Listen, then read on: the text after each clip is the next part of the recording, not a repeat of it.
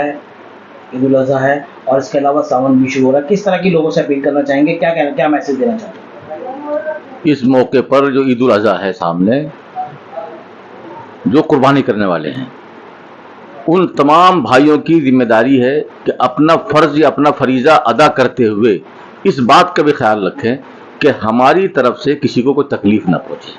قربانی کا عمل ایک عبادت ہے، خدا سے، اللہ سے ایک محبت اور عقیدت، ایک قربانی کے رشتے کو مضبوط کرنا ہے مقصد ہے. اس میں اخلاص ہو، دکھاوا نہ ہو. بہت سے لوگ بہت سے ایسے علاقے محلے میں رہتے ہیں جہاں سبھی مذہب کے لوگ رہتے ہیں، الگ الگ دھرم کے لوگ وہاں آپس میں پڑوسی ہیں. تو کسی بھی ہمارے عمل سے، انداز سے، چاہے وہ مویشی کو لے کر ہو، بڑے جانور کو لے کر ہو، کسی بھی طرح سے ہم گندگی سے بھی بچیں، تکلیف پہنچانے سے بچیں. یہی اسلام کا، دین کا، مذہب کا بھی طریقہ ہے. پڑوسی کا حق ہے خود، بلکہ عمل اور عبادت کا طریقہ بھی ایک بہت پیارا انداز ہونا چاہیے، مخلصانہ انداز ہونا چاہیے. اور خاص طور پر یہ سرکار گورنمنٹ کی طرف سے MCD ہے، نگر پالیکا ہے، ان کی طرف سے گاڑیاں بھی لگائی جاتی ہیں. جہاں کوڑا گھر ہے وہاں وہ لوگ انتظام کرتے ہیں کہ جو بھی کوئی گیسٹ ہے یا فضولیات ہیں تو ان کو جو ہے وہاں جا کر کے کسی کے ذریعے پہنچوا دیں. گلی محلے، سڑک میں یا اور آس پاس کے پارک کے آس پاس کوئی ایسی چیز نہ پھینکی جائے کہ نہ وہاں، ورنہ گلی محلے میں اگر وہ چیز ڈالی جائے گی تو کتے جو جانور ہیں وہ کھینچتے پھرتے ہیں، پھر بدبو پھیل جاتی ہے. اس لیے ان تمام چیزوں، وہاں گزرنے والوں کو تکلیف پہنچتی ہے. تو ان تمام چیزوں کو دیکھنے کی ضرورت ہے.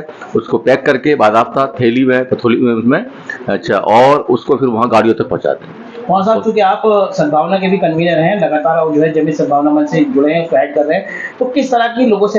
تو کسی نہ کسی دھرم کا کوئی نہ کوئی تہوار سامنے ہوتا ہے. ہولی ہے، دیپاولی ہے، یا کوئی اور بھی کسی موقع پر ہو، تو مسلمانوں کی بھی ذمہ داری بنتی ہے کہ جب کوئی تہوار، کسی بھی دھرم کا کوئی تہوار ہو، تو ہم ان کے سمان کے ساتھ یا ان کی اس طرح سے جو ہے کوئی ویوہار ہمارا ایسا ہو کہ ان کو تکلیف نہ پہنچے. وہ ان کا اپنا تہوار ہے. اور اسی طرح دوسرے دھرم والوں کی ذمہ داری ہے کہ مسلمانوں کا جو کوئی تہوار ہے، عید ہے، عید الفطر ہے، عید الاضحیٰ ہے، محرم ہے، اور بھی بہت سارے تہوار ہیں، شب برات ہے. تو ایسے موقع پر، رمضان کا مہینہ ہے، تو ان تمام موقع پر بھی ایک دوسرے کی بھاوناؤں کا خیال رکھنا ان کی بھی ذمہ داری ہے، مسلمانوں کی بھی ذمہ داری ہے کہ تہوار وہ ایک طرح وہ خدا سے قریب ہونے کا ذریعہ ہے، ایک عبادت، ایک عمل مقصود ہے.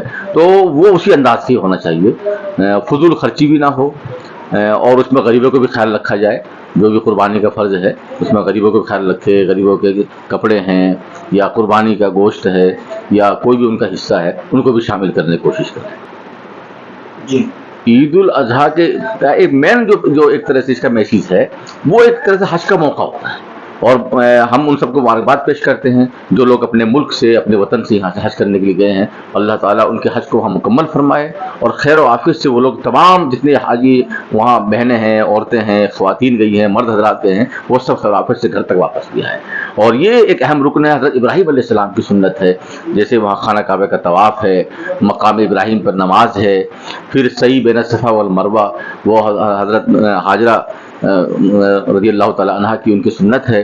اور مینا ہے، وہاں قربانی ہے، رمی جمرات ہے، اور میدان عرفات میں دعا ہے. تو ایک حج کیا ہے کہ ایک ایسے کپڑے میں، سادے کپڑے، 2 چادریں، اور اس انداز کے ساتھ، اس کیفیت کے ساتھ اللہ کے سامنے، اللہ کے دربار میں حاضر ہونا ہے کہ دنیا کی چمک دھمک، خوشبوئیں اور دنیا کی بہت ساری رونق سے بچتے ہوئے خاص طور پر اللہ کے سامنے حج کی ادائیگی اس لیے ہے کہ یہ مقصد رہے کہ دنیا ہمیں ایک دن چھوڑنی ہے.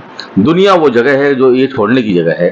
یہاں جو بھی آیا ہے ایک دن یہاں سے روانہ ہو جائے گا. تو حج اس چیز کو تازہ کرتا ہے، یاد دلاتا ہے، اور یہاں پہنچ کر کے اللہ کے دربار میں اپنی حاضری درج کرتا ہے.